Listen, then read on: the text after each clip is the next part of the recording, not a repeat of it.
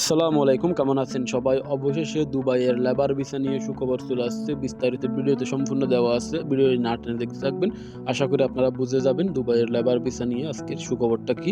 তার আগে আপনাদেরকে বলে রাখবো, আপনারা যদি আমার চ্যানেলে নতুন হয়ে থাকেন তাহলে অবশ্যই চ্যানেলটি সাবস্ক্রাইব করে পাশে থাকা বেল আইকনটি প্রেস করে রাখবেন, যাতে করে দুবাইয়ের নোটিফিকেশন আপডেট সবার আগে আপনাদের কাছে পৌঁছে যায়।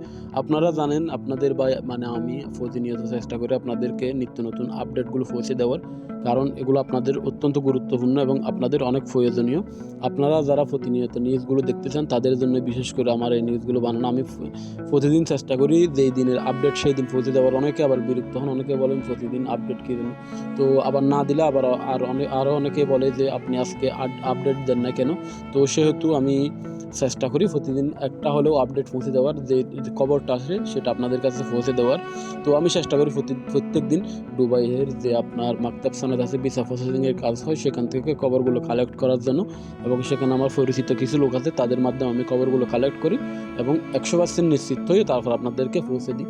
তো বেশি কথা না বলে চলে আসি মূল আলোচনায়।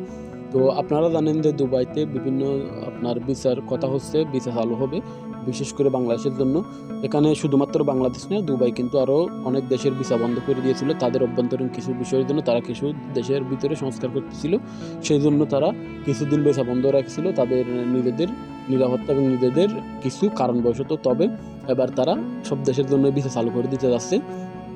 আর বাংলাদেশের জন্য শ্রমিক ভিসাও চালু হবে। এটা কীভাবে সেটা আমি আপনাদেরকে জানাচ্ছি। তো আপনারা হয়তো অনেকে জানেন না, দুবাইতে কিন্তু কোম্পানিতে বর্তমানে বাংলাদেশের লোক নেওয়া শুরু করছে, বা বাংলাদেশের লোক নেওয়ার জন্য বিভিন্ন এজেন্সির মাধ্যমে অলরেডি কথাবার্তা চলতেছে এবং এজেন্সির মাধ্যমে সব কিছু সম্পূর্ণ হচ্ছে। এবং বাংলাদেশ শ্রম মন্ত্রণালয় থেকে কিন্তু একটা বিজ্ঞপ্তি জারি করা হয়েছিল, ইঙ্গিত দিয়েছিল, সরাসরি তারা কিছু বলে না, ইঙ্গিত আকারে বলেছিল দুবাইতে ভিসা চালু হতে পারে। তো এ ব্যাপারে গত কয়েক মাস ধরে আপনারা নিউজগুলো দেখতেছেন, হয়তো সঠিকভাবে পাচ্ছেন না, আপনাদের কাছে নিউজগুলো পৌঁছাচ্ছে না।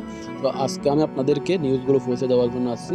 তো লেবার ভিসার আপনারা জানেন যে দুবাইতে লেবার ভিসা চালু হবে।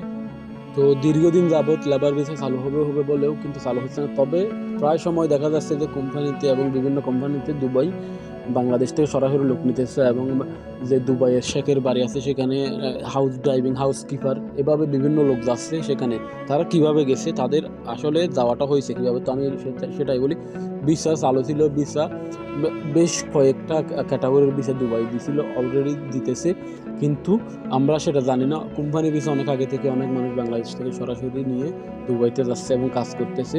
তো আমরা সেটা জানি না, বিদায় বুঝতে পারি না। তবে এবার সরাসরি উন্মুক্ত করে দিবে, এবার সবার জন্য উন্মুক্ত করে দিবে। আগে তো বেশ কয়েকটি ক্যাটাগরি দেখে দুবাইতে শ্রমিক গিয়েছিল এই গত কয়েক বছরের ভিতরে। তবে এবার দুবাই বলছে তারা সরাসরি ভিসা উন্মুক্ত করে দিবে বাংলাদেশের জন্য, যেটা আপনার লেবার ভিসা আছে।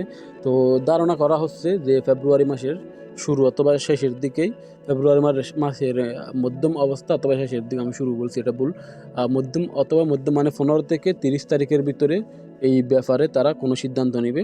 তবে চালু করে দিবে এটা বলিনি, এই ব্যাপারে তারা সিদ্ধান্ত নেবে এই ফেব্রুয়ারি মাসে চালু করবে নাকি সামনের মাসে চালু করবে। তবে 2-1 মাসের ভিতরে চালু হবে এটা প্রায় নিশ্চিত।